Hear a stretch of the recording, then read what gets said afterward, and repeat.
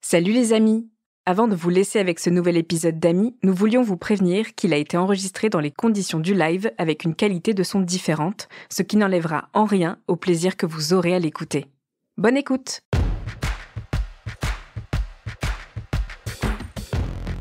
Bonsoir et bienvenue dans Amis, ou plutôt pour ce soir, Meilleurs Amis. Salut, moi c'est Anaïs et vous savez quoi? J'adore mon nouvel anus. Et moi c'est Marie et gracias para vivir en la casa. On se retrouve aujourd'hui pour un épisode très spécial, puisque nous sommes en direct du cinéma Le Majestic Bastille pour un enregistrement live avec un public de qualité. Merci d'être là.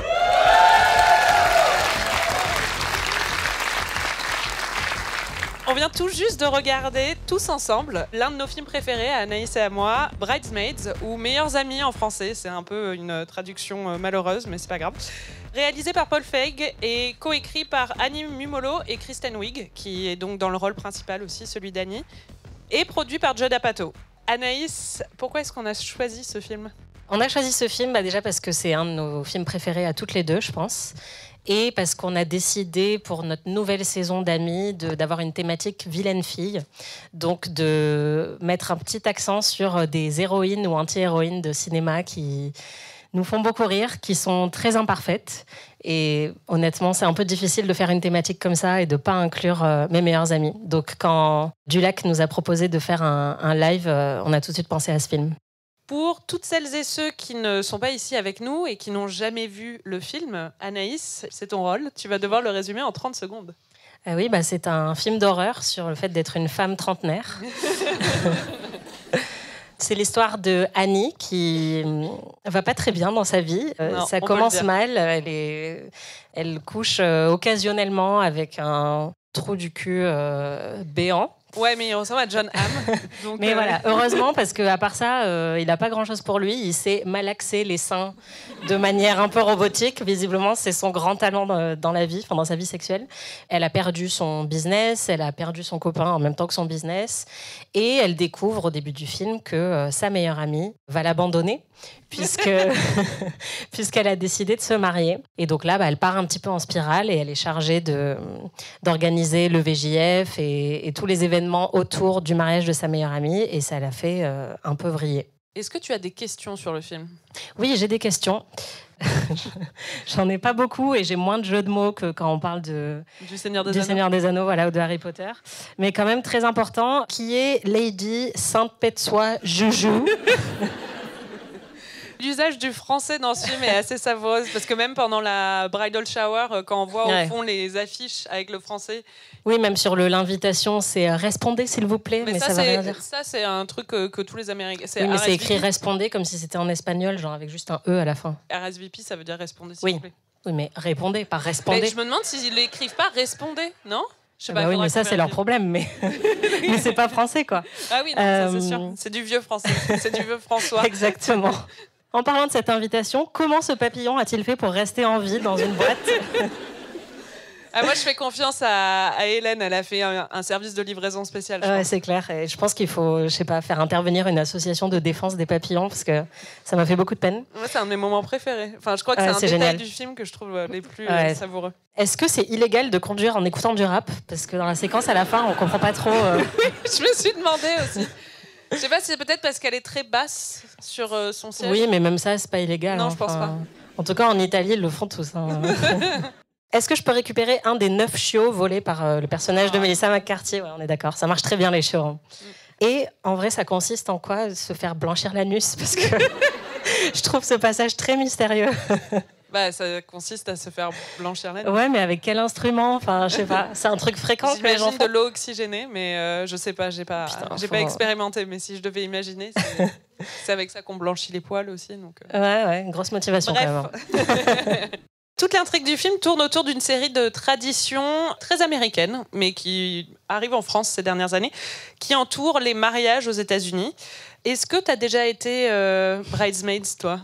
Non, mais j'ai déjà été témoin. Donc, honnêtement, ça ressemblait pas mal à ce que Annie doit faire dans le film. C'est beaucoup de groupes WhatsApp et d'organisation de soirées et de questionnements existentiels, genre est-ce qu'il faut faire venir un stripteaseur ou pas ? C'est compliqué. J'étais dans ces groupes, c'était moins compliqué que dans ce film. Il n'y a pas eu de pétage de câble, mais c'est vrai. Ouais. Non, c'est clair. Mais oui, je pense que les discours, tout ça, la responsabilité et le stress aussi de bien faire, de faire en sorte que ça plaise à un groupe, comme tu dis, de femmes très différentes qui se connaissent peut-être pas entre elles. La question de l'argent aussi. Enfin, je trouve que c'est assez bien représenté dans le film et effectivement, c'était pas exactement pareil, mais je m'en suis un petit peu rapprochée. T'as déjà été bridesmaid, toi ? Ouais, aux États-Unis, mais c'était dans un mariage indo-américain, et du coup, j'avais dû apprendre une chorégraphie de Bollywood. Stylé. Sachant que j'étais la seule demoiselle d'honneur qui n'était pas indienne, donc tout le monde m'attendait au tournant pour voir si... et j'avais beaucoup stressé. Mais après, c'était très sympa. Et du coup, tu n'avais pas de responsabilité à part apprendre à danser ? C'est une grosse responsabilité, oui, excuse-moi, déjà. Mais enfin, j'ai fait des répétitions pendant 6 mois. Donc, non, ce qui était bien, le truc qui est vraiment pesant aux États-Unis, c'est les robes, en fait, où ça coûte vraiment beaucoup d'argent. Et là, mon amie était une bonne amie, et du coup, elle nous avait un peu donné un code couleur, et on pouvait acheter ce qu'on voulait comme robe, ce qui est beaucoup plus libérateur que de devoir se payer une robe de 800 €, oui, comme elle doit le faire dans le film, quoi. Ouais, et puis la plaie de devoir être tout habillé pareil, ça c'est un truc que j'ai vu pour le coup dans des mariages aux États-Unis. C'est vraiment pénible. Oui, puis c'est jamais très très flatteur, quoi. Non, c'est ça. Mais je crois que c'est un peu le principe. Ouais. Je pense que les mariés font exprès. Il y a donc Liliane, la mariée. Elle est jouée par Maya Rudolph, qui était à SNL avec Kristen Wiig, qui joue le rôle d'Annie. Donc elles sont meilleures amies dans la vraie vie aussi. Et ça se voit. Et c'est aussi pour ça qu'elle a été castée, même si Mindy Kaling avait été considérée pour le rôle aussi. Paul Feig en a parlé, il voulait caster quelqu'un où il n'y aurait pas besoin de commencer à expliquer leur relation, à contextualiser leur amitié ou quoi que ce soit. On sent tout de suite qu'elles ont une alchimie très forte et on comprend leur complicité, et c'est vrai que ça fonctionne bien. Comment tu la décrirais, Liliane ? Moi, j'aime beaucoup ce personnage. Je l'aimais beaucoup jusqu'à ce que tu me chuchotes tout à l'heure. C'est une connasse. Ouais. Pendant qu'on regardait le film. Je l'aime beaucoup parce que je trouve que c'est un personnage qui ressemble à une vraie personne, même si elle n'est pas aussi présente dans le film que les autres et qu'elle a un rôle un peu moins comique que toutes les autres. On comprend assez bien qui elle est. On sent qu'elle a un bon sens de l'humour, qu'elle a de la personnalité. J'aime beaucoup la scène où on la voit faire un petit peu le deuil de sa vie d'avant, même si elle est très, très enthousiaste à l'idée de se marier. J'aime bien le fait d'inclure ça aussi. Après, j'ai tellement d'affection pour Maya Rudolph, en fait, que immédiatement, j'aime le personnage. Mais c'est vrai qu'on va sans doute en reparler. Elle a des comportements dans le film qui sont peut-être un peu intolérant envers sa meilleure amie qui est en train de traverser disons une très mauvaise passe. Je l'aime beaucoup au début et je l'aime beaucoup à la toute fin, et je trouve que ce qu'il y a entre les deux est quand même, je peux comprendre que c'est saoulant d'avoir ta meilleure amie qui gâche tous les événements de ton mariage, qui se met à hurler sur tout le monde et à cracher dans ta fontaine en chocolat. Je pense aussi qu'elle manque énormément d'empathie envers elle et qu'elle est très égoïste dans sa façon d'aborder les choses, parce que même financièrement, il y a des choses qui se passent où elle pourrait très bien prendre en compte et envisager un peu elle s'en fout, en fait. On a vraiment l'impression qu'elle la calcule pas, quoi.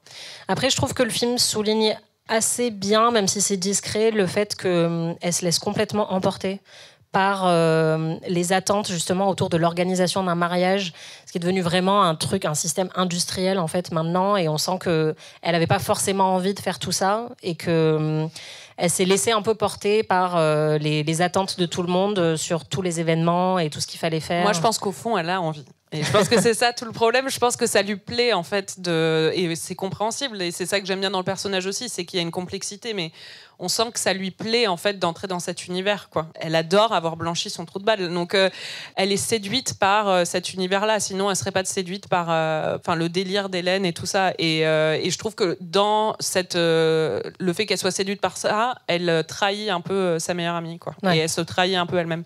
Mais après, c'est des réflexes qu'on a tous eus à un moment ou à un autre. Et c'est comme quand d'un coup, les filles populaires du collège sont sympas avec toi pendant 2 jours et que tu es prêt à renier père et mère pour être ami avec elle, quoi. Ouais, c'est ça, sauf que quand t'as 14 ans, c'est peut-être un peu plus excusable que Exactement. Quand t'es trentenaire. Et oui, quand ta meilleure amie d'enfance fait un nervous breakdown et va clairement pas bien du tout, couper totalement les ponts avec elle, c'est peut-être un peu violent, quoi. Oui. Plutôt que de lui dire, écoute, ça a l'air de pas très bien aller, qu'est-ce que je peux faire pour toi, quoi. Exactement. Annie, c'est sa meilleure amie qui est jouée par Kristen Wiig. Elle va pas très bien quand on fait sa connaissance, et elle va encore moins bien tout au long du film. Et à travers elle, le film explore un peu le moment charnière de la trentaine où parfois on s'éloigne un peu de ses amis, ou bien en tout cas on prend des chemins différents. Et il y a une incompréhension qui peut se développer. Tu trouves que ça l'explore bien, ce thème ? Ouais, évidemment, il y a plein de curseurs qui sont poussés très très loin, mais je pense que c'est pour ça que le film fonctionne. C'est parce qu'on sent que ça vient de quelque chose d'assez réel. Ça a été coécrit par Annie Momolo, qui est la femme qui a très très peur dans l'avion, et Kristen Wiig. Ça faisait très longtemps qu'elle voulait raconter cette histoire-là, et ça se sent en fait. Au-delà des gags, on sent qu'il y a quand même un fond extrêmement réaliste.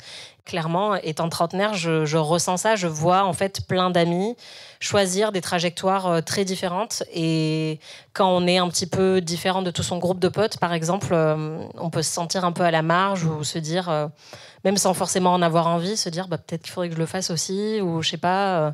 Je pense que ça peut être très dur de traverser ce que Annie traverse, d'autant plus quand tu viens de traverser une rupture. Et où, du coup, elle est hyper déprimée déjà quand le film commence. Et là, elle devient très vite un petit peu aigrie parce qu'elle a peur que tout le monde la laisse sur le bord de la route, quoi. Ouais, c'est marrant parce que c'est un film qu'on a toutes les deux découvert à la vingtaine et qui nous a beaucoup plu à la vingtaine. Mais aujourd'hui, en le voyant à la trentaine, c'est un peu différent aussi. Moi, ça me parle plus.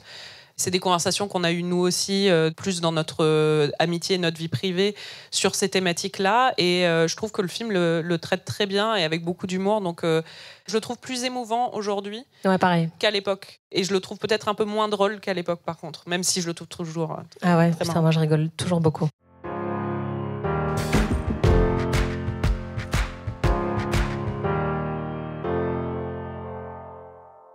La principale antagoniste du film, c'est une nouvelle amie de Liliane qui prend beaucoup de place. Et qui Sa robe prend beaucoup de place aussi. Qui s'appelle Hélène et qui est jouée par Rose Byrne. Comment tu la décrirais, Hélène ? C'est un peu une poupée Barbie, en fait. Et donc, comme souvent avec les poupées Barbie, on a envie de la démembrer assez rapidement. Elle est insupportable. En même temps, le film est très bien écrit parce qu'on ne comprend pas pendant longtemps si elle est véritablement manipulatrice et si elle veut vraiment éclipser Annie ou si elle veut juste bien faire. Et à la fin, on comprend que c'est aussi une fille qui n'a jamais eu d'amie-fille, justement. Et... peut-être pour une raison. Ouais, peut-être. Mais du coup, je trouve ça assez touchant et assez malin de la part du film, à la toute fin, de nous dire, voilà, en fait, elle est un peu désespérée. Elle veut tellement s'intégrer qu'elle va éclipser toutes les autres, de manière très maladroite. Mais oui, cette scène d'introduction au début est géniale. Ouais, la scène des fiançailles, moi j'adore quand on la voit arriver dans sa grande robe. Tu comprends en 2 secondes à qui t'as affaire. Et je trouve Rose Byrne, c'était pas une actrice comique quand elle a eu ce rôle. Après, elle est dans Spy, un autre film de Paul Feig où elle est vraiment géniale dedans aussi. Ouais. Et elle a un talent comique incroyable. On a beaucoup parlé de Melissa McCarthy, on va en parler, mais pour moi, c'est elle qui me fait le plus rire et que je trouve la plus juste, en fait. Il y a certaines répliques, la façon dont elle les sort, on comprend tout de suite qui elle est insupportable et en même temps elle est très humaine, c'est-à-dire qu'on a de l'empathie pour elle, c'est-à-dire qu'on sent le désespoir derrière, et quand on la voit par exemple interagir avec ses enfants, enfin ses enfants par alliance, on comprend tout de suite c'est juste quelqu'un de très très seul, quoi, et qui est un peu des loulous comme on dirait aujourd'hui. Okay, you have to meet Helen. There she is. Helen! Helen, this is Annie. Hi, there she is, maid of honor. Oh, so lovely to meet Lillian's childhood friend. You're so pretty. You're so cute. Oh, you're so sweet. Helen is married to Dougie's boss, Mr. Harris. Perry. And they're so close now. They're literally joined at the hip, which is good because so are we. I'm so glad you guys are finally meeting. I know, it's lovely. Oh. Well, excuse me, I better go check on the hors d'oeuvres, but it was great to finally meet you. It's a great party. Enjoy. Bye. Bye. Oh, Annie, these are my kids. Oh. Step kids. Step. Oh. They're so hilarious. Funny. Excuse me, my husband's kids. What are you guys up to? Going to the snack bar. Awesome. You need a ride home later? Fuck off, Helen. Okay, put a quarter in the swear jar. Good to see ya. Donc moi je l'aime beaucoup et je trouve que c'est une antagoniste géniale dans le film. Ouais, parce que vraiment, je crois même qu'au début, ils avaient prévu pour la scène de fiançailles de la faire un petit peu insulter Annie dès qu'elle la rencontre, et de lui dire « Ah, c'est sympa tes fringues, t'arrives juste du boulot » ou quelque chose comme ça. Et en fait, ils ont coupé toutes ces petites scènes-là pour entretenir l'ambiguïté, justement. Et c'est vrai que pendant longtemps dans le film, on se dit, elle abuse un peu, mais en même temps, elle fait rien de vraiment répréhensible. Elle est juste... Elle est horrible quand même. Mais en même temps, tu la vois pas... Non, elle est gentille, elle volontairement. Elle est toute douce, quoi. Elle est douce, mais elle est faux cul. Mais oui, mais on ne sait pas à quel point elle est faux cul, c'est vrai. C'est ça. Et du coup, ça subvertit aussi tout le cliché sur la rivalité féminine, parce qu'on n'a pas l'impression qu'elle veut volontairement mettre des bâtons dans les roues d'Annie, qu'elle est en train de planifier un truc machiavélique pour devenir la meilleure bridesmaid comparée aux autres.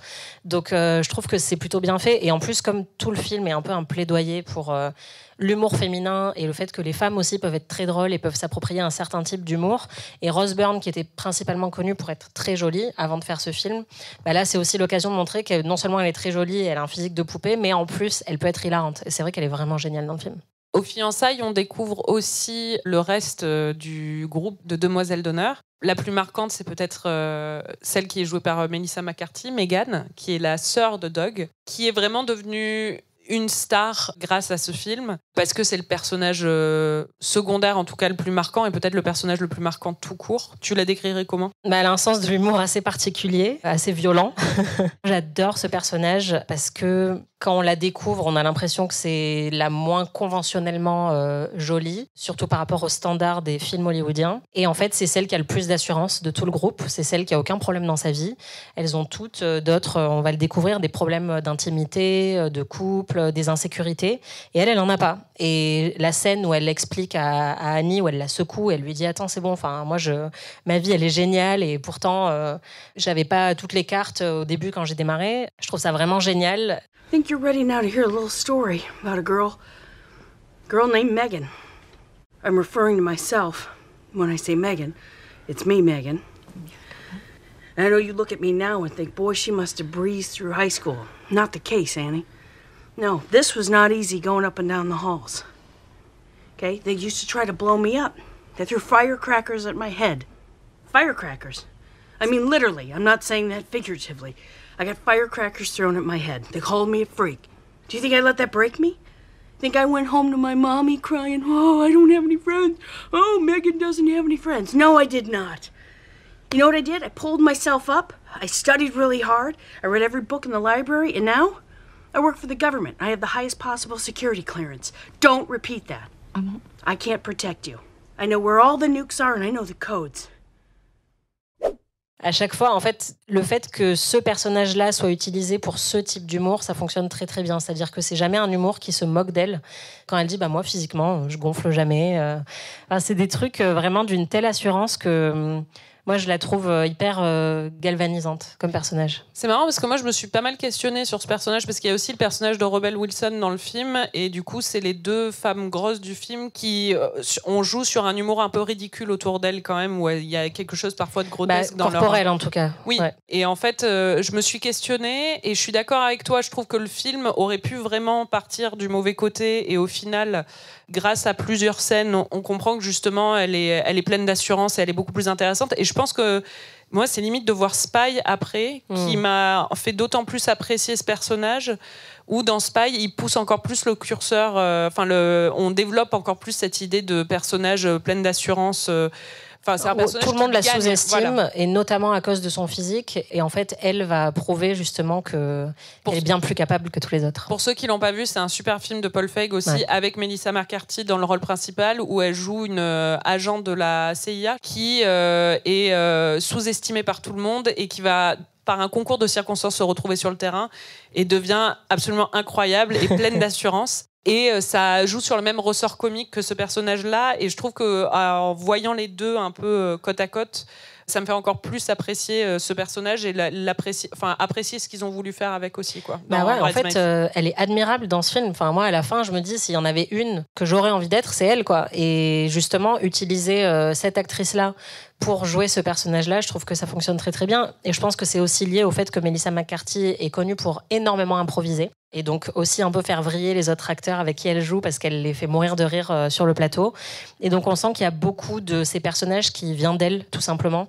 Et je pense qu'elle a un gros input en fait sur la manière dont ces personnages sont développés, et ça se sent dans Spy et ça se sent dans Bridesmaids aussi. Ouais, et puis là il y a tout le truc avec le Air Marshal qui est assez drôle parce qu'au début on pense qu'elle est complètement folle et après on comprend qu'en fait elle avait raison. Ouais. Et le fait qu'au final elle finisse par avoir une relation avec lui, et pour la petite anecdote, il est joué par Ben Falcon qui est le vrai mari de Melissa McCarthy dans la vie. Et ils jouent d'ailleurs souvent ensemble et Oui. ils jouent souvent en couple, ouais. C'est un peu leur petit pacte. On a 2 derniers personnages qui viennent compléter le tableau. Il y a Rita, jouée par Wendy McLendon-Covey. Tu penses quoi d'elle? Je l'adore. Moi aussi, c'est une de mes préférées. À partir du moment où elle dit « j'ai cassé une couverture en 2 », c'est fini, quoi. Là aussi, en fait, ce film, il est génial parce que là, c'est un truc qui est à peine abordé dans le film, la question de la maternité, mais en fait, juste à travers ce personnage, il y a aussi toute une déconstruction, et c'est un film qui date d'il y a plus de 10 ans, de justement cette entrée dans une nouvelle vie domestique à laquelle Liliane se prépare, et là, elle dit « bah ouais, c'est génial, hein. Enfin, j'adore mon mari, j'adore mes enfants, mais ils sont dégueulasses ». Enfin, je trouve que c'est vraiment génial et encore très subversif de voir ça à l'écran. Annie. Oh, I haven't seen you since you graduated high school. Oh my gosh. She has 3 kids now. 3 boys. Wow. So cute. They are cute, but when they reach that age, they're disgusting. They smell, they're sticky. They say things that are horrible, and there is semen all over everything, okay? Disgusting. I cracked a blanket in half. Do you get where I'm going with that? Do you? I cracked it in half. Et il y a Becca, qui est un peu son opposé. Ouais, jouée par Ellie Kemper. Exactement. Moi, c'est marrant parce que Ellie Kemper, elle m'a un peu... Je pense que c'est Unbreakable Kimmy Schmidt, après, qui m'a vacciné sur son humour et un peu son shtick de... Ouais, moi aussi. Elle a toujours un peu le même genre de rôle, en plus. Oui, exactement, avec sa petite voix et son côté un peu innocent. Mais je trouve que ça fonctionne ici, parce que c'est des petites doses et du coup, ça complète bien le tableau général. Je sais pas ce que t'en penses. Oui, elle est très bien castée. Et bon, toute la séquence de l'avion est évidemment cultissime. Et j'aime beaucoup le moment où elles ont une espèce de cœur à cœur, toutes les deux. Et elle lui dit, tu sens les aiguilles de pin et « You have a face like sunshine ». C'est une phrase que je ressors souvent en fait, dans ma vie, qui m'a beaucoup fait rire la première fois que je l'ai découverte.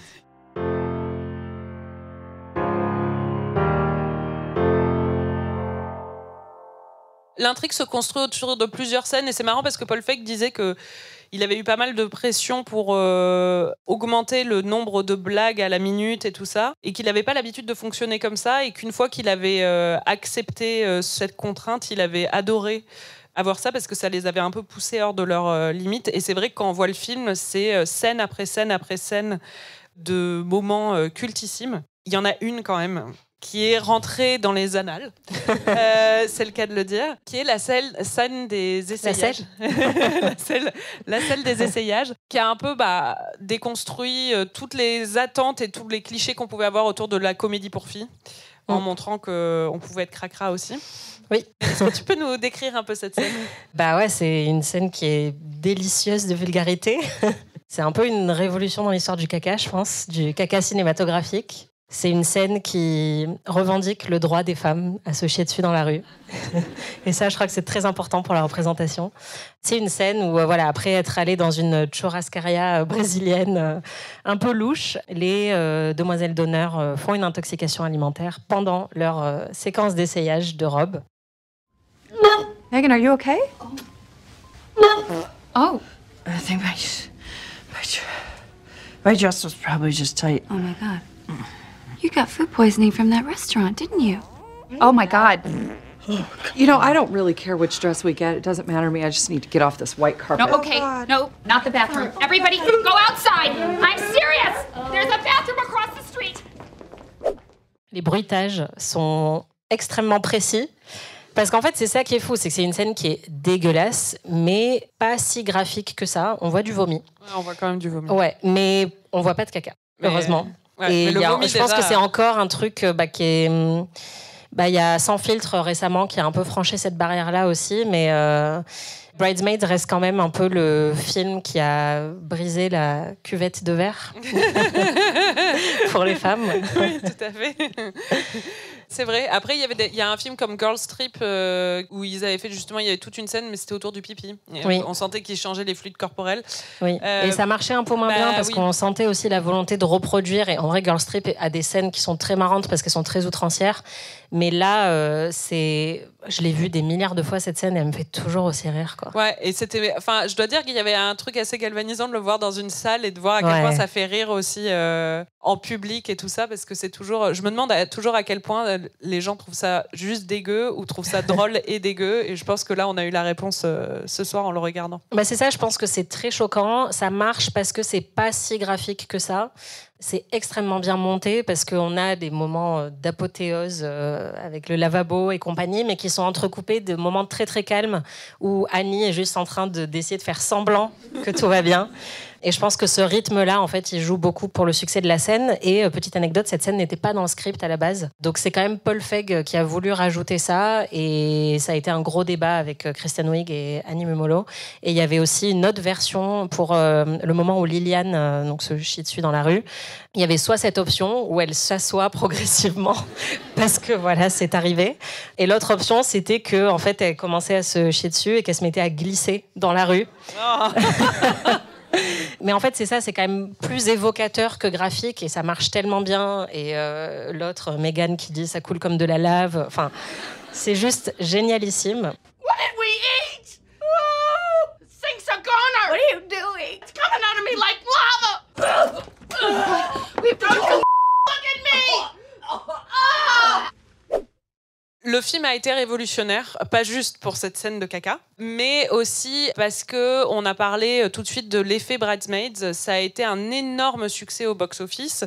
Il y a eu plus de 100 millions de recettes en juste 23 jours. Plus de 300 millions en tout, je crois. Et ça a été vraiment un phénomène. Ce qui est intéressant aussi, c'est que, je l'ai dit au début, c'était un film qui était produit par Judd Apatow, qui était connu pour ses comédies un peu potaches, mais de mecs. C'est-à-dire que c'était Knocked Up, c'était... En cloque mode d'emploi, c'est pas ça? En cloque mode d'emploi, c'est ça, ouais.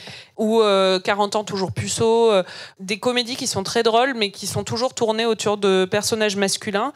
Et Kristen Wiig avait joué un rôle secondaire dans... en cloque mode d'emploi et il lui avait demandé si elle n'avait pas une idée de film. Et donc, c'était la première fois un peu qu'il y avait dans l'univers Apatow, je ne sais pas pourquoi d'un coup, il y avait un point de vue féminin.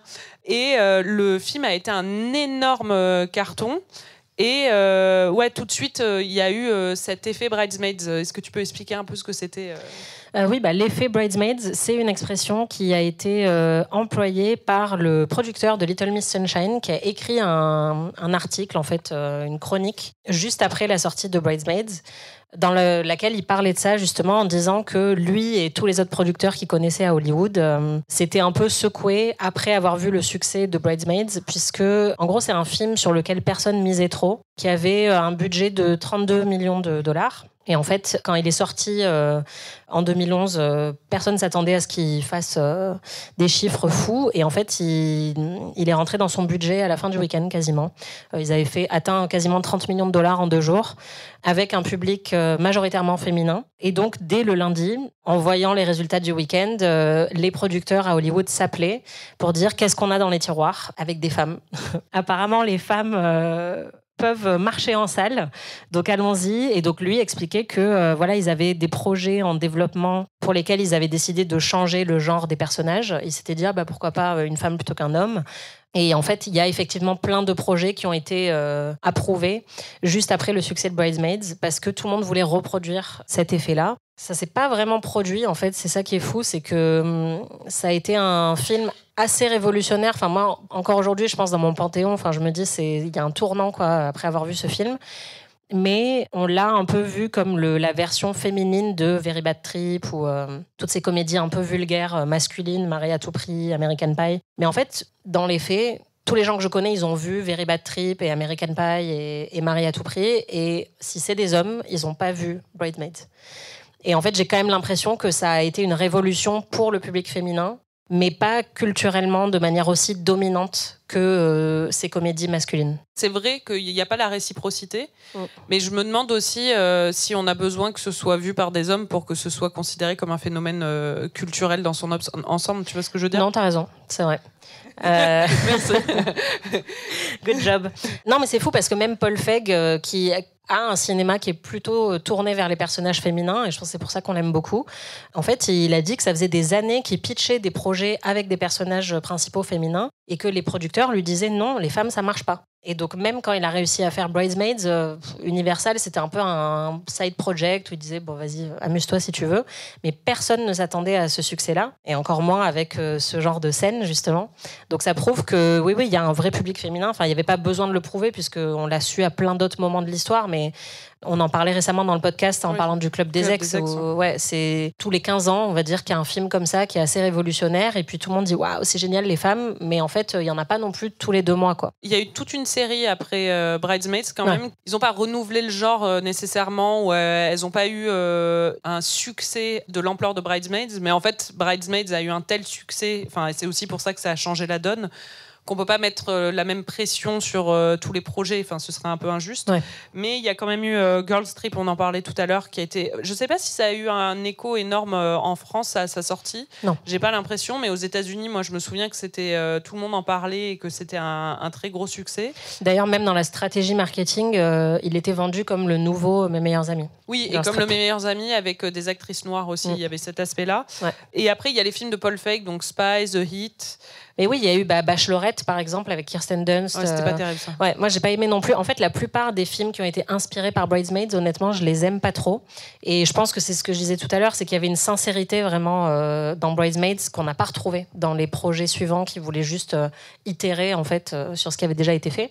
Mais ouais, il y en a eu plein. J'en ai noté 2 autres. Moi, j'ai bien aimé Bad Moms dans mon souvenir. Il faudrait que je le revoie, mais c'était... Je crois pas que je l'ai vu. C'est avec Kristen Bell. C'est sur des mères au foyer qui pètent un peu un câble. Ah oui. Et Booksmart, qui était pour le coup... après, ça, c'est plus dans une lignée de films adolescents aussi, et avec des adolescentes. C'est vrai que là, on parle beaucoup de Bridesmaids, mais en vrai, dans l'univers des films adolescents, les films de filles et les comédies de filles, ça a toujours existé et ça a toujours eu un gros impact. C'est plus que là, c'était un film sur des femmes de 35 ans, quoi, et sur leurs préoccupations à elles. Et donc, c'est assez subversif aussi parce que c'est vulgaire et parce que ça parle beaucoup de sexe, notamment, ce qu'on fait pas dans les comédies adolescentes. Booksmart un petit peu, mais oui, il y a eu Trainwreck aussi de Amy Schumer. Et Amy Schumer, elle a dit que clairement, quand elle est allée voir Bridesmaids au cinéma, ça a été une révolution pour elle et que c'est ça qui l'a inspirée aussi à poursuivre dans sa veine comique qui est, enfin, si vous connaissez Amy Schumer, qui est assez vulgaire aussi et assez subversif. Moi, je pense même que, honnêtement, une série comme Pen 15 aurait peut-être pas eu cette trajectoire, sans Bridesmaids, et même Barbie, j'ai envie de dire, descend un petit peu de Bridesmaids aussi, même si il y avait des questions philosophiques assez compliquées autour du fait que c'est quand même produit par Mattel, mais quand tu as des blagues sur le fait qu'il y a une Barbie pensée suicidaire, je sais pas, moi je trouve ça assez cool d'avoir ce genre d'humour, et je pense que Bridesmaids a vraiment ouvert la voie, juste en prouvant que les femmes pouvaient être drôles. En fait, c'est un cliché qui perdure. Les femmes sont pas drôles. Il y a même eu des articles aux États-Unis qui s'appelaient Women Aren't Funny. Enfin, c'est vraiment assez catastrophique. Et là, ce film est là pour prouver que c'est totalement l'inverse. Donc, ça fait plutôt plaisir. Oui, c'est un peu triste qu'on ait à le prouver, mais... Mais même un des posters promotionnels de Bridesmaids, dessus, il y avait écrit « Chick flicks don't have to suck ». Donc les films pour filles n'ont pas à être mauvais. C'est quand même fou d'utiliser ce cliché sexiste pour faire la promo du film. Quoi. Mais je me souviens que Pitch Perfect, qui est sorti 1 an après, ça a été un peu la même chose. Et j'étais encore aux États-Unis à l'époque. Et pareil, j'y suis vraiment allée parce qu'il n'y avait rien d'autre au cinéma ce week-end-là. Et 2 jours après, tout le monde en parlait en disant mais c'est un truc de fou. C'était un raz-de-marée au box-office. Rebel Wilson était dedans aussi. Et donc il y a quand même eu une petite période d'1 ou 2 ans après Bridesmaids où on a eu beaucoup de comédies dans ce genre-là. Et l'autre gros impact de Bridesmaids, ça a été sur la carrière de Paul Feig, donc qui a fait Heat, Spy. T'as vu le film avec Blake Lively, toi aussi? Oui, avec Blake Lively qui porte des super costards. C'est un peu le seul truc que j'ai retenu de ce film. Comment ça s'appelait ? Simple Favor, un truc comme ça, ça, qui était un peu moins bien. Enfin, je crois que mes attentes étaient tellement élevées quand je l'ai vu que j'étais un petit peu déçue. Mais Spy, très très haut. Moi, honnêtement, tous les autres films que j'ai vus de lui m'ont déçu, sauf Spy. Mais en fait, je pense que là, ça tient quand même beaucoup au script. Et les autres films qu'il a fait sont pas forcément écrits par ce duo-là de scénaristes. Mais oui, Paul Feig, avant Bridesmaids, il était surtout connu pour avoir créé la série Freaks and Geeks. Et pour le coup, avec le succès au box-office de Bridesmaids, il a pu s'installer à Hollywood et devenir un des grands noms de la comédie américaine contemporaine. Et il y a eu un énorme impact aussi sur le reste du casting. Melissa McCarthy, je pense que c'est celle qui est le plus évident, parce qu'en plus, elle a été nommée à l'Oscar du meilleur second rôle féminin pour son rôle dans le film. Il y a eu aussi une nomination pour le meilleur scénario original. C'était la première production de Judd Apatow, justement, à être nommée aux Oscars. Nommée aux Oscars. Melissa McCarthy, sa carrière a vraiment explosé après. Elle était connue pour Gilmore Girls avant. Je pense pas qu'elle avait fait... Enfin, elle avait fait beaucoup d'autres trucs. Si, elle avait fait Will and Grace, non ou une autre série comme ça. Mais en fait, elle était connue pour des rôles beaucoup plus féminins et tendres. Oui, et puis mignons, quoi. Si vous voyez ce film et si vous avez vu Gilmore Girls, c'est vraiment pas le même délire. Ouais, c'est clair. Et donc là, en fait, elle a vraiment développé sa marque de fabrique dans Bridesmaids. Et dans les autres films où on la voit, pareil. En fait, on peut tout de suite capter quand elle est en train d'improviser ou pas. Enfin, là, le truc du dauphin... je suis à peu près sûre que c'est Melissa McCarthy qui s'est tapé un délire sur le tournage, quoi. C'est tellement absurde, mais elle est vraiment géniale. Took a hard, violent fall, kind of pinballed down, hit a lot of railings, broke a lot of shit. I'm not gonna say I survived, I'm gonna say I thrived. I met a dolphin down there, and I swear to God that dolphin looked not at me, but into my soul, into my goddamn soul, Annie, and said, I'm saving you, Megan. Not with his mouth, but he said it, I'm assuming telepathically. Il y a aussi Rebel Wilson qui a quand même été un peu révélée au public américain par ce rôle. Et moi, c'est vrai que l'autre révélation qui en est pas vraiment une, mais qui est une révélation comique pour le coup, c'est John Hamm qui, à ce moment-là, a été connu pour le rôle de Don Draper dans Mad Men, qui a un rôle quand même qui est très sérieux et qui n'a pas vraiment un ressort comique très évident, même s'il peut y en avoir par moment. Et là, on voit vraiment qu'il a un talent comique assez indéniable. Et c'est vrai qu'après... Au même moment, il avait hosté Saturday Night Live et ça avait été assez clair. Et il avait été aussi un guest dans 30 Rock, où il joue un homme tellement beau qu'il n'est pas conscient qu'il est nul dans tout, parce que tout le monde lui dit qu'il est génial. Et c'est vrai que ce film, ça a vraiment montré un peu toute l'ampleur de son talent. Ouais, en fait, je crois qu'aux États-Unis, c'était un peu... je me souviens d'avoir lu l'inverse, c'est-à-dire que Mad Men avait montré qu'il savait jouer des rôles sérieux, parce qu'il était dans des petits rôles plutôt comiques avant, et que lui-même savait pas qu'il était capable de faire ce qu'il faisait dans Mad Men. Mais c'est vrai que pour nous, on avait déjà découvert Mad Men et depuis la France, c'était comme ça qu'on le connaissait, c'était Don Draper. On s'attendait pas du tout à le voir dans un rôle comme ça, mais ce qui est fou, c'est que c'est le même rôle en fait. Enfin, moi, je suis en train de revoir Mad Men en ce moment et c'est exact, il fait la même chose. Oui, mais même là, ça a son petit effet parce qu'il est magnifique, mais en même temps, il est tellement horrible. Non, mais là, c'est vraiment un douchebag, alors que dans Mad Men, Don... C'est un gros douchebag aussi. Hein. Ah, je sais pas, ça se discute. Parce que pour moi, Don, il a des moments qu'il rattrape, quoi. Oui, après, c'est le personnage principal de la série. Et on le voit il a une complexité psychologique que ce personnage n'a de toute évidence pas. Mais... C'est clair. Mais j'avoue que l'Apnap, c'est vraiment un des trucs qui m'a le plus fait rire la première fois que j'ai vu ce film. Et à chaque fois, ça me fait mourir de rire, quoi. Moi, j'adore quand il lui dit putain, c'est vraiment awkward, mais j'ai vraiment envie que tu partes et je sais pas comment te le dire. Ouais. Non, il est très très drôle.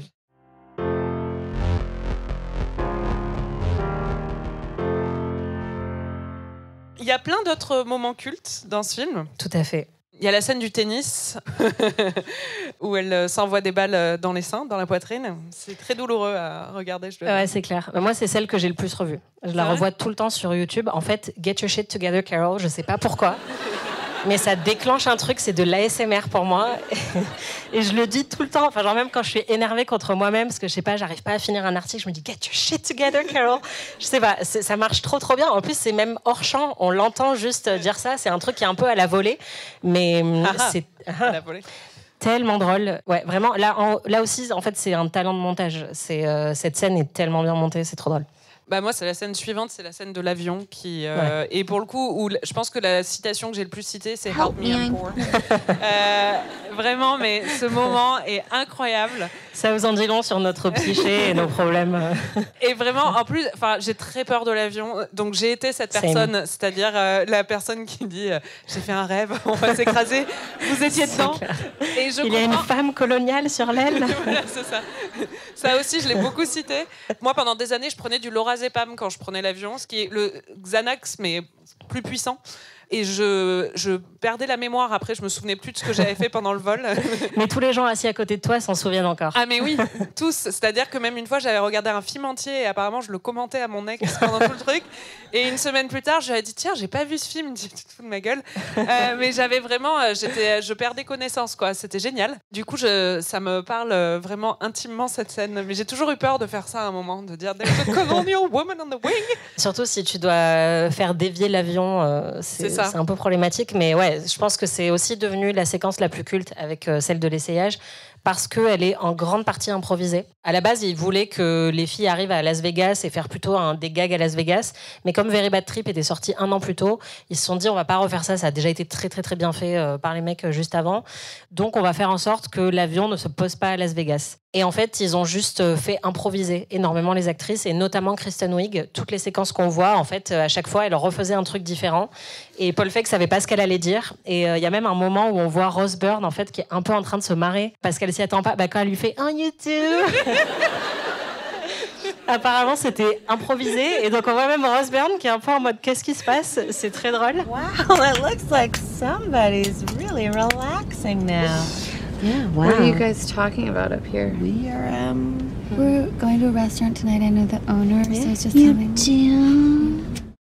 Et c'est juste, mais culte sur culte sur culte. Enfin, c'est parmi les mèmes les plus populaires d'Internet, en fait. I'm ready to party et Help me, I'm poor, c'est génial. Et cette scène et celle de l'essayage aussi, elles abordent un truc... Enfin, je trouve que le film est assez fin là-dessus, sur toutes les questions d'argent et de classe sociale, qui sont hyper exacerbées dans des moments comme ça, surtout les moments où tu dois justement... où tu as les trucs de demoiselle d'honneur, où tu dois prévoir le VJF. Et que t'as le voyage, le logement, les tenues... C'est ça, et que les gens ont un budget de 1 000 € et que toi, tu as un budget de 150. Ouais. Et que tu essaies de trouver un compromis ou de le faire comprendre de façon très subtile. Et le film est très bon sur ça, et c'est très parlant. Et dans l'avion, vraiment, les moments... où Hélène dit tout le monde devrait vivre l'expérience de la première classe au moins une fois dans sa vie. Le sens de communauté et de solidarité est beaucoup plus fort en classe éco.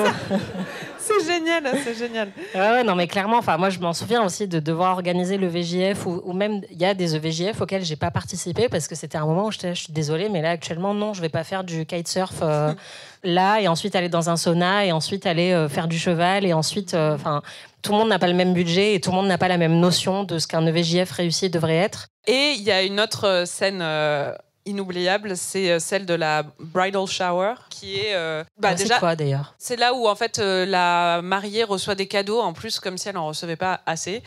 Non, mais c'est un complexe industriel du mariage aux États-Unis où chaque étape est là pour pomper le plus de fric possible aux gens autour, et donc pousser les autres à se marier un jour, parce que sinon elles n'auront jamais de cadeaux aussi, quoi. Et là c'est très bien fait aussi, puisque Annie fait un cadeau qui est vraiment très très mignon, mais qui souligne aussi le fait qu'elle n'a pas d'argent, et donc elle a dû être inventive en fait. Oui, c'est ça. Et juste derrière, t'as l'autre qui balance un aller-retour à Paris. Non, et puis le pire, c'est pas gagner, quoi. C'est genre, mais je suis gênée parce que je pensais, j'ai pas eu le temps, et après elle donne son. Mais moi, le moment où elle dit quel genre de femme invite une autre femme, lesbienne, ça c'est aussi culte. c'est culte. Are you fucking kidding me?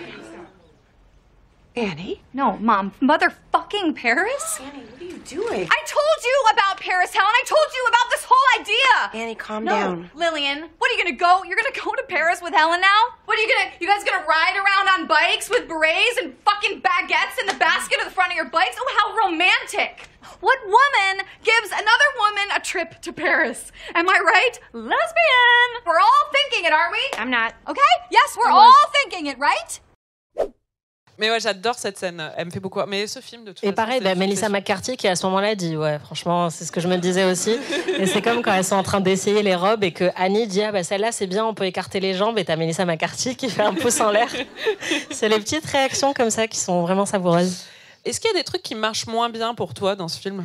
Ouais, bah déjà les montages pâtisserie, honnêtement. Moi j'aime bien parce que j'adore pâtisser. C'est ton ASMR à toi. Ouais, exactement. En plus sur Fiona Apple, enfin j'avoue c'est vrai. C'est vrai que la bande son est assez bien. Je pense que c'est parce que j'ai trop vu le film et que du coup ces moments-là, en fait, une fois que tu sais où le film va, en fait, moi j'ai pas besoin de la voir pâtisser un cupcake. Surtout qu'elle en fait un. Genre elle met au four tout son truc, elle fait tout un saladier et tout, et elle en fait un, quoi. Non, moi c'est ça que je trouve beau en fait. Mais moi c'est le montage pâtisserie, la carotte là. Ouais. Parce que pour moi ce qui fonctionne pas dans ce film, c'est l'autre là. Flic. Qui m'énerve. Oh, moi je l'adore. Non, il est cute. Ouais, bah désolé, mais en fait. Ok, il a un accent irlandais, il est mignon et tout ça, mais pour moi c'est un faux gentil. Le mec, je suis désolée, il prend mal le fait. Franchement, mais moi, le mec, le matin, il me dit « Viens, tu vas cuisiner un gâteau ?» mais... Clairement, ce move est gênant. Et c'est un contraste tellement frappant avec le personnage de Jon Hamm. Et c'est vrai que c'est trop intense pour elle. Enfin, c'est un nice guy un peu extrême. Mais en même temps, dès qu'il voit sa réaction, il lui dit « Ouais, ok, désolé, enfin, j'avoue que c'était un peu intense. » Non, il lui dit « mais pourquoi tu réagis comme ça ?» D'abord, il s'excuse. Et après, elle se barre de manière assez agressive. Et là, il lui dit « c'est un peu limite, quoi. » Revois la scène parce que le premier truc qu'il lui dit... Je l'ai revu, Marie. C'est pourquoi... Je viens de la revoir. Non, mais je le trouve mignon aussi. En fait, le truc, c'est que quand t'as, en comparaison... Jon Hamm, qui est vraiment le plus gros douchebag de l'histoire à côté, et que t'as lui, évidemment, qu'il est mignon et tout. Mais je trouve que le film insiste un peu énormément sur son côté nice guy. Et il y a des moments, il m'énerve. Enfin, déjà, elle lui fait un super gâteau, il veut pas le manger, c'est bon quoi. Enfin, mais il le mange après, il s'est battu avec les ratons laveurs. Non, mais t'as vu tout ce qu'elle doit faire pour qu'il le mange. Enfin... Oui, bah c'est super mal comporté avec lui, elle l'a ghosté. Hein. Enfin, franchement, c'est pas sympa quoi. Je sais pas, moi, enfin vraiment le move d'aller acheter de quoi faire un gâteau le matin, c'est. Oui, mais là tu vois, il lui dit bon, j'avoue que j'ai un peu craqué, je suis sortie acheter un truc, et en fait je me suis dit je vais t'acheter des trucs pour pâtisser. Enfin. Non, mais il est lourd avec ça. On a compris, il aime bien ses gâteaux, je mais suis d'accord. Elle est pas là pour pâtisser pour lui. Je suis d'accord, mais en même temps aussi, il s'intéresse à elle. Enfin, je sais pas, pour moi, c'est évidemment le curseur est poussé un peu trop loin, mais c'est aussi ça la trentaine, c'est se rendre compte que les fuckboys comme Jon Hamm, il faut vraiment les dégager, et qu'un mec qui juste a écouté ce que tu faisais dans la vie, qui t'écoute parler de tes problèmes, il est un peu. Non, mais oui, il est mignon, d'accord, ok. Non, moi, ce qui me dérange plus. Je pense qu'elle peut trouver mieux, moi. Enfin, désolé, mais. Ah, mais ça, peut-être. Mais bon, là, franchement, je pense que ça lui fait une bonne transition et ça lui apprend à se rendre compte que tous les mecs sont pas obligés de la traiter comme de la merde, contrairement à Jon Hamm, parce qu'elle pense qu'elle est super chanceuse, en fait, de fréquenter le personnage de Jon Hamm parce qu'il est beau, et voir le personnage de Chris O'Dowd, je pense que ça lui remet un peu les idées en place. Moi, ce qui me dérange plus, c'est la propagande, en fait, de ce film, que je vois différemment maintenant. Oui, à l'époque, il n'y avait pas encore eu tous les questionnements autour de ça. Black c'est la Lives propagande Matter, autour de l'image positive des flics dans les films américains. Et en fait, là, quand il dit moi, j'adore tirer sur des gens et tout, tu vois, c'est marrant. Parce que Chris O'Dowd le vend très bien aussi, mais il y a certaines blagues que tu vois un peu différemment aujourd'hui. Moi, le truc qui me dérange le plus, c'est le fait que, après, on lui donne son happy ending et tout ça, mais pourquoi ça pouvait pas être un truc qui n'était pas forcément lié avec le fait d'être en couple? Je suis d'accord. Et en fait, quand aussi elle dit après, c'est aussi un film qui date maintenant, enfin, je pense que peut-être que s'il était refait aujourd'hui, ce serait pas exactement la même fin, mais même quand elle dit à Liliane, ça va aller, et puis de toute façon, il faut que tu me dises comment ça se passe de l'autre côté pour que je sache comment ça va se passer plus tard pour moi. Il y a un peu un truc où on a l'impression que c'est le chemin inéluctable pour cette femme, c'est qu'il va falloir qu'elle se marie et tout ça, et que du coup, il n'y a que cet avenir qui puisse être... Et pour toutes les femmes, puisque le personnage de Melissa McCarthy, qui est aussi l'autre seule célibataire du film, finit avec le personnage de Ben Falcon. Je ne sais pas s'ils vont se marier. Après, en fait, ça reste un énorme problème dans la fiction, c'est-à-dire que surtout dans des films un peu rom-com, une femme qui termine célibataire, ça n'arrive quasiment jamais. Et là, c'est vrai que c'est un problème aussi, et que ça se termine quand même sur un mariage avec elle qui va se maquer, Melissa McCarthy qui va se maquer. Et c'est vrai que c'est tellement savoureux au début quand elle est toute seule à la fête de fiançailles et que tout le monde lui dit « Ah, mais c'est ton mec, le gars à côté », enfin comme si c'était inconcevable qu'elle soit seule. True story, ça m'est arrivé aussi, d'être à des événements où genre juste j'étais seule et il y avait un mec posé à côté de moi et on me disait « Ah, c'est ton copain », et je disais « Non, en fait, je suis obligée d'avoir un homme à côté de moi, enfin je vais survivre sans, tout ira bien ». Et donc que le film commence comme ça et se termine par effectivement le fait que tout le monde est maqué, c'est un peu dommage, mais malheureusement au cinéma, ça arrive quasiment jamais que ça se termine autrement. Donc, oui, non, mais c'est vrai. Et c'est censé être ça, la résolution positive, certes, mais moi j'ai un peu envie de savoir comment elle va gagner sa vie, quoi. Elle va refaire des gâteaux. Mais oui, elle va refaire des gâteaux, parce qu'il va lui dire de faire des gâteaux, mais visiblement. Mais non, mais c'est très bien, je suis contente pour elle, mais c'est juste que... C'est juste que je trouve ça, un petit peu dommage que ce soit ça la résolution pour elle, c'est qu'elle ait trouvé un mec gentil, ce qui est une bonne chose dans l'absolu, évidemment. Mais je pense pas que ce soit la seule issue positive possible pour ce personnage. Et je pense que ça aurait été un message encore plus fort que de la faire avoir une fin heureuse et épanouie sans qu'elle dépende de Chris O'Dowd et de son après, elle gyrophare, dépend pas de lui, quoi. Mais Non, mais bon. Non, mais que sa fin heureuse dépend de lui un peu. Non, mais je suis d'accord avec toi. Après, je sais pas, je trouve que le personnage est quand même très bien écrit parce qu'elle a un côté un peu... elle devient un peu antipathique au bout d'un moment parce qu'elle aime trop s'apitoyer sur son sort et que justement, le personnage de Melissa McCarthy lui dit, bon, en fait, c'est bon, au bout d'un moment, bouge-toi le cul. Et je trouve que c'est pas mal aussi parce que c'est pas lui qui va la tirer du désespoir ou quoi que ce soit, c'est elle qui se réveille à un moment grâce aux multiples baffes de Melissa McCarthy, mais voilà, qui se bouge un peu et on voit juste après qu'elle se sort un peu les doigts et ça fait du bien, quoi. C'est quoi tes répliques cultes ? On en a... Il y en a 1 milliard, mais en dehors de celles que j'ai déjà prononcées, I'm gonna climb that like a tree de Melissa McCarthy aussi, c'est exceptionnel, aussi un truc que j'emploie beaucoup. I'm glad he's single because I'm gonna climb that like a tree. Et that shit is fresh quand elle boit la limonade aussi. Je sais pas pourquoi, mais à chaque fois que je bois une boisson fraîche, je dis ça. Oh shit, that is fresh. Elle juste, en fait, le talent comique de Kristen Wiig. Elle est incroyable. Elle a une comédie physique aussi qui est excellente. Elle est juste, mais exceptionnelle. Et donc, tout ce qu'elle dit, même juste « that shit is fresh », c'est drôle, quoi. T'en as d'autres, toi ? Que j'ai pas dit, non. Si, t'as le personnage de John Hamm qui lui dit « You're no longer my number 3 ». C'est génial. C'est tellement cruel. Et aussi, quand sa coloc lui dit « Je croyais que c'était juste un livre manuscrit très, très triste ». C'est vrai. Incroyable. T'as une MVP ? Mon MVP, c'est Stove. Ah. J'adore Stove. Moi, c'est la Little Cunt. Ah ouais, elle est géniale. Ouais, c'est vrai que quand elle arrive dans le magasin, toutes les deux, on était surexcités parce que juste cette séquence est tellement géniale et tellement subversive aussi. Oui, c'est ça. Et quand elle lui dit, j'aime beaucoup, parce qu'elle a un bon sens de la répartie. Franchement, quand l'autre, elle lui dit quand tes seins vont pousser et qu'elle lui répond quand les tiens vont pousser. C'est, non, franchement, c'est... Ouais, très bonne actrice aussi. Elle a juste une scène, mais elle est vraiment géniale. Did you forget to take your Xanax this morning? God, I feel bad for your parents. I feel bad for your face. Okay, well, call me when your boobs come in. You call me when yours come in. What, do you have 4 boyfriends? Exactly. Yeah, okay. Have fun having a baby at your prom. You know what? You're not as popular as you think you are. I'm very popular. Oh, I'm sure you are. Very popular. Well, you're an old, single loser who's never gonna have any friends. You're a little cunt. Et aussi le portrait à la gouache de Taylor Swift qu'on voit à un moment. Et de Dolly Parton. Ouais, ça a sa très mère bien a beaucoup vieilli. de talent. Ouais. Tout à fait.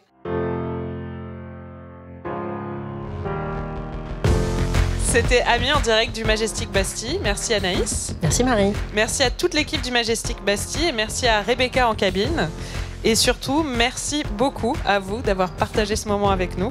On se retrouve la semaine prochaine. En attendant, n'oubliez pas de vous abonner à notre podcast et à notre compte Insta, Ami le podcast. À très vite. Merci tout le monde.